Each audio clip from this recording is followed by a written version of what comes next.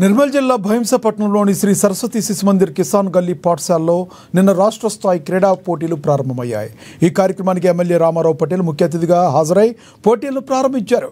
కేవలం శిశు మందిరాలు మాత్రమే క్రమశిక్షణ, భారతీయ సంస్కృతిని రక్షించడంలో విద్యారంగంలోని పనిచేస్తున్నాయని ఎమ్మెల్యే పేర్కొన్నారు। ఈ పోటీల్లో తెలంగాణ రాష్ట్ర వ్యాప్తంగా 1500 మంది క్రీడాకారులు పాల్గొంటారని తెలిపారు।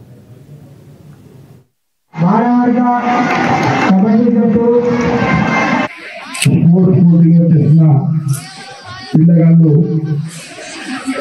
నా నియోజకవర్గంలో భైంసపట్నం రావడం అంటే నేను అదృష్టంగా భావిస్తున్నాను। ఎందుకంటే తెలంగాణ రాష్ట్రంలో చాలా శిశు మందిరాలు ఉన్నాయి। కానీ మన శిశు మందిర్ ప్రెసిడెంట్ గారు ఏదైతే మా భైంసపట్నానికి సెలెక్ట్ చేశారు, వాళ్ళకు నా తరఫున ప్రత్యేక ధన్యవాదాలు తెలియజేస్తున్నాను। శిశు మందిర్ అంటే సంస్కారం, సంస్కృతి, దేశభక్తి ఏ పాఠశాలలో కూడా లేదు। అటువంటి సంస్కారం నేర్పే ఏకైక విద్యాపీఠం అంటే సరస్వతి శిశు మందిర్ అని ఒకరు బాగా ఆడితే గెలుస్తారా? టీం అంతా బాగుండాలి। టీం అంతా బాగుండాలంటే అందరు కలిసిమెలిసి ఉండాలి కదా।